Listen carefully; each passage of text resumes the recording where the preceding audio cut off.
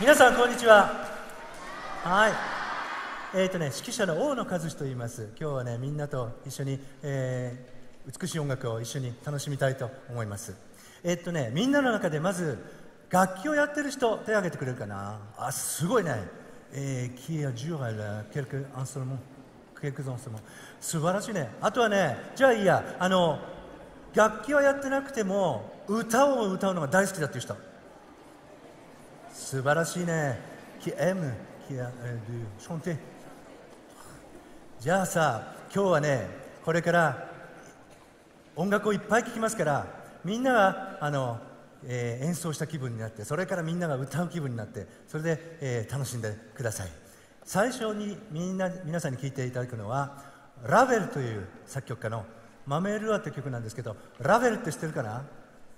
ラヴェルといえばラヴェル、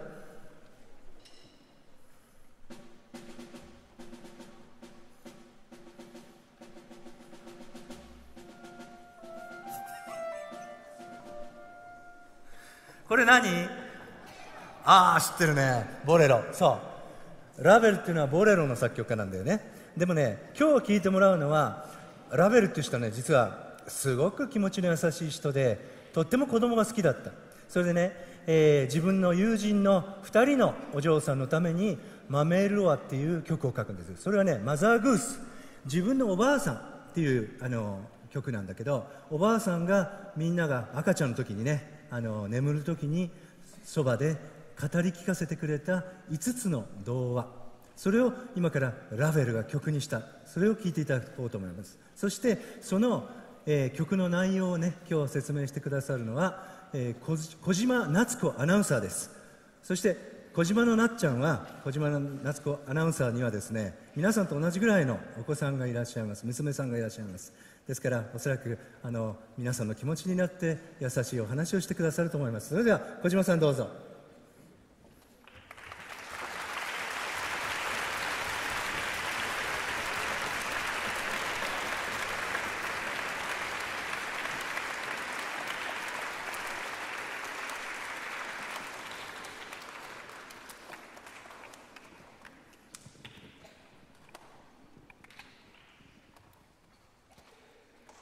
昔々、深い森の中のお城に王女様が生まれました。王女様の名前はフロリーヌ。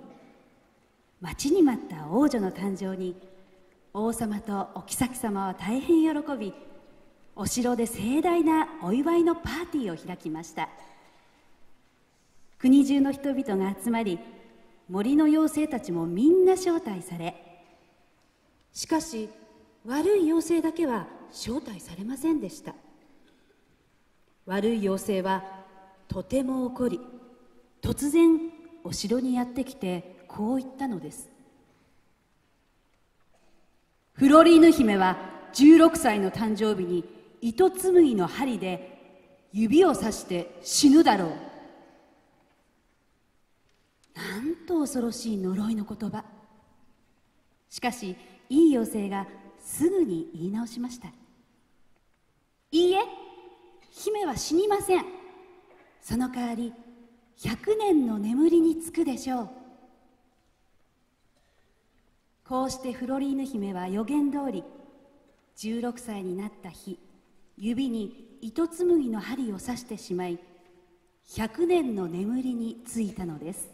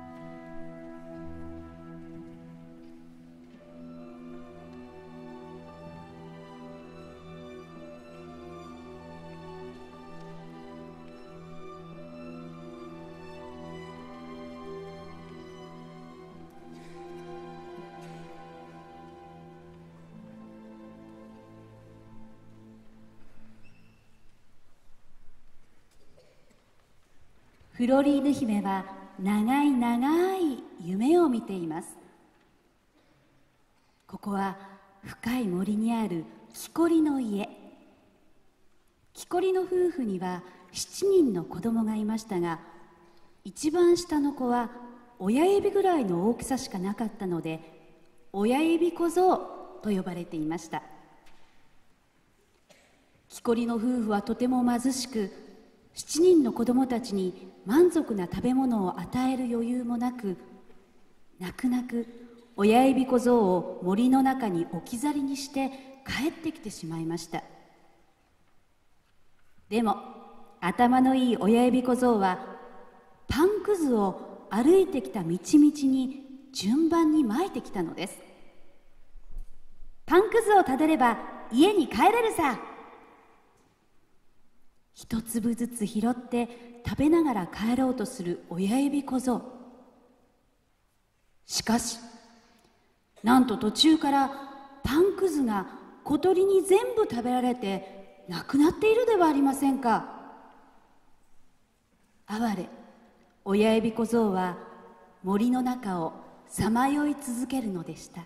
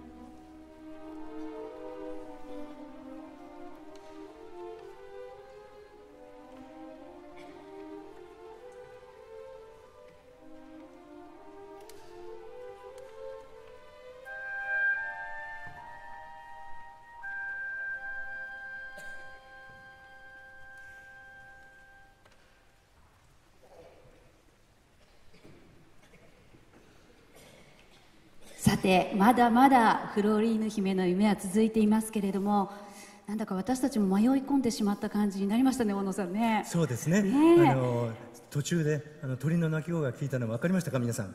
ピヨピヨピヨって鳴きましたね。その鳥がね、全部パンを取ってしまったので、親指小僧は帰れなくなってしまった。そうなんですよね。そういう鳥の鳴き声とか、そういうものをみんな感じ取れてもらったと思うんですが、次はですね、パゴダの女王レドロネットという曲を聴いてもらいます。これ、小野さん、パゴダというのは屋根がとんがっているアジアの大きなお墓の塔のことを言うんですね。そうですね。東南アジアの非常にとんがったですね、お寺の一部分なんですけども、そこでパゴダのお姫様がお祈りをしているって、ちょっと最初ね聞いてもらいましょう。はい。Pouvez-vous jouer le début de pagoda, s'il vous plaît? Début pagoda. Début pagoda.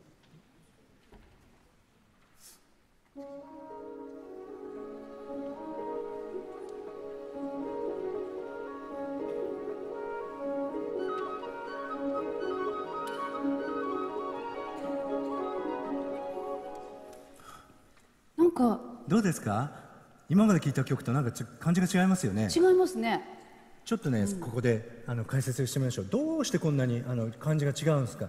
ちょっと東洋的な日本の音楽のような感じがします。今からねちょっとピアノを弾きます。ここにね鍵盤が出てくるからちょっと見ててくださいね。じゃあ皆さん上のモニターを見ていてください。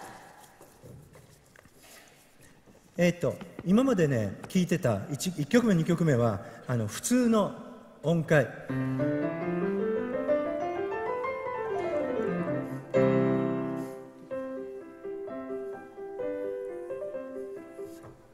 ね、ところがね今の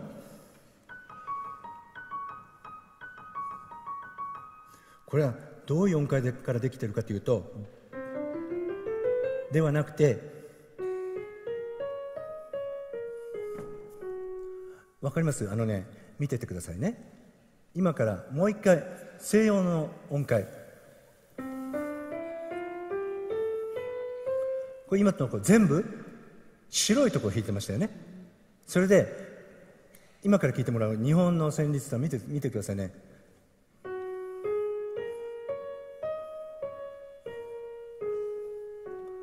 これ全部黒い黒鍵っていうのかな、黒い鍵盤で弾いてるでしょ。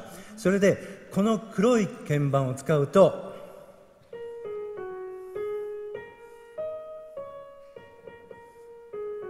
あれ知ってるよね。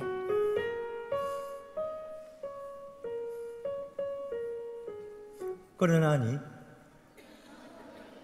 そうだよね。あるいは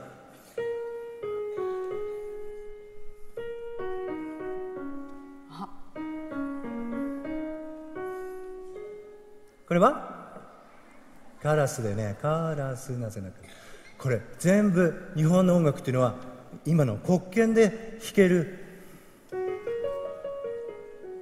ていう音階でできてるんです。で今からやるパゴダの音楽というのもそれからできてる。これ日本の旋律を使ってるっていうことですか？そういうことですね。はい、そういうことなんですか。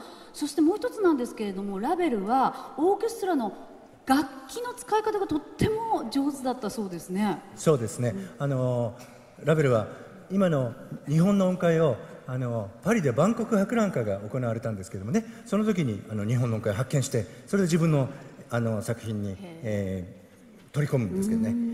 もう一つ彼の特徴は今、小島さんがおっしゃったように、とっても、オーケストラのねいろいろな楽器を特徴的に使うってことなので、今その部分をちょっと聞いてもらいます。そこにはいろんな楽器が重なって出てきますから、ちょっと聞いててくださいね。エグザンプル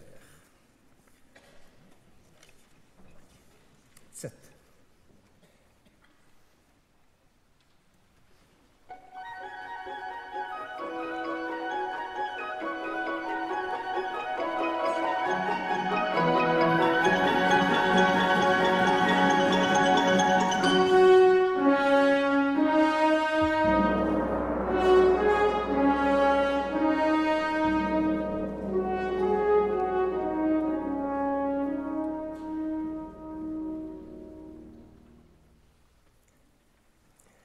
今ね一番特徴的な楽器が2つ出てきました。それをちょっとソロで聴いてみましょうね。はい、まずね、木琴です。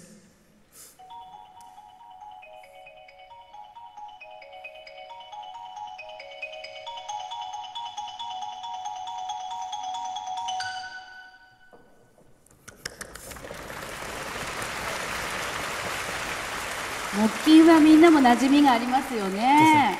次はね、2番目の楽器、一番最後にパーンパーンパーンドーンって言ったでしょ。あれはタムタムっていう楽器なんだけど、中国の大きなね、ドラっていうんですかね、それをちょっと一人で叩いてもらいましょう。どんな音になりますかね。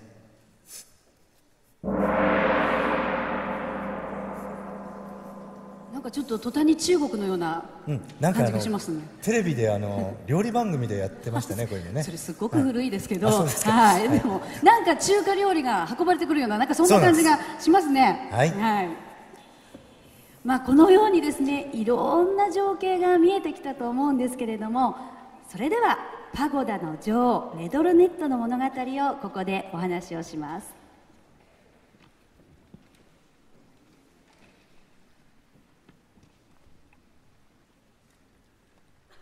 フロリーヌ姫の夢はまだまだ続いています。ここはどこか別の国、レドロネットという女王が住んでいました。レドロネットは悪い妖精の呪いによってとても恐ろしい顔に変えられていましたが、心はとてもきれいでした。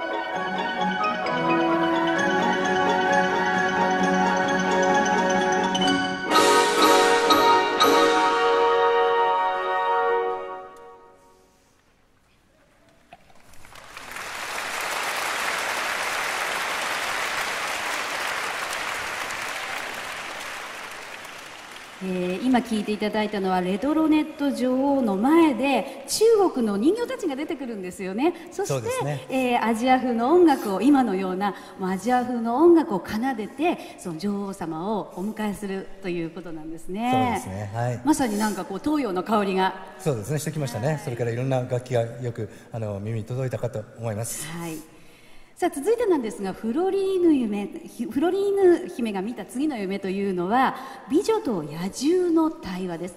これみんな知ってますよね。美女と野獣、映画にもなっています。そうですね、はいはい、魔法によって野獣に姿を変えられてしまった王子様が美しい娘の本当の愛と優しさのおかげで人間に戻るというお話なんですが、小野さんどんな音楽かちょっと聞いてみてもいいですか。じゃあ最初にね、王女様の音楽、それから聞いてみましょう。タラリラリ、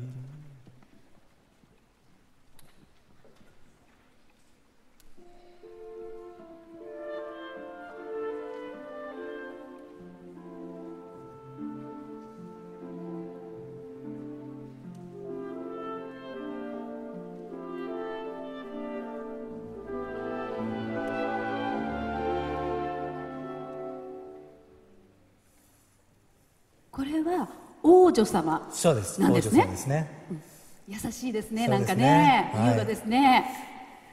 それに対しまして、はいはい、今度、吹いてもらうのが、野獣の音楽なんですけども、野獣の楽器はどういう楽器を吹くかちょっと、注目してみたいと思います。はい、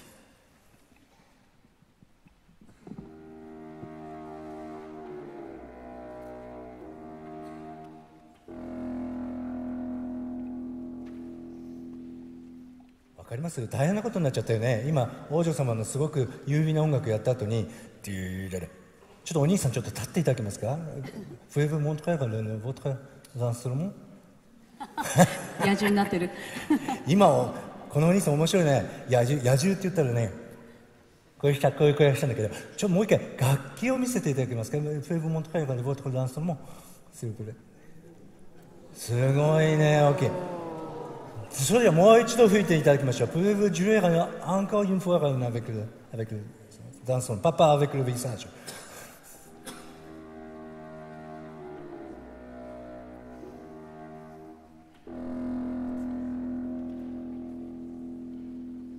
この二人がですね、恋をしちゃったんですよね。なんですよね。というか野獣が追っかけるんですけども、お姫様はなんとなくこうヘザテイするんですけど、じゃあちょっとそこをですね、はい、一緒に演奏しましょう。シフル3、シフル3する。じゃあ2人の対話ですね。はい。シフル3。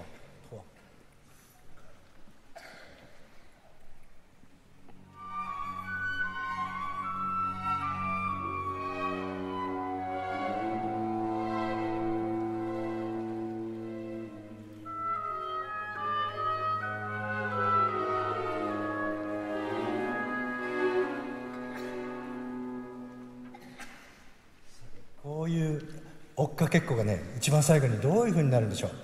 これをお楽しみに聞いてください。そうですね、わかりましたよね。美女と野獣のこの対話、それをちょっと耳を澄まして聞き分けてみてください。さあお送りしていますマメールロワ、次が最後の曲です。いよいよフロリーヌ姫が100年の眠りから覚める時が来ました。姫を目覚めさせたものは何でしょうか。それは王子様の優しいキスでした。フロリーヌ姫が眠っている城に隣の国から王子が狩りにやってきました。王子は森の城に眠る美女の噂を聞いて、もういても立ってもいられなくなって、蜘蛛の巣や茨をかき分けて城の中へと入っていきました。するとまた奥の小さな部屋にお姫様が眠っていたのです。なんて美しいんだろう。王子は思わずお姫様にキスをしました。お姫様の頬はみるみるピンク色に染まり、まぶたがゆっくりと開きました。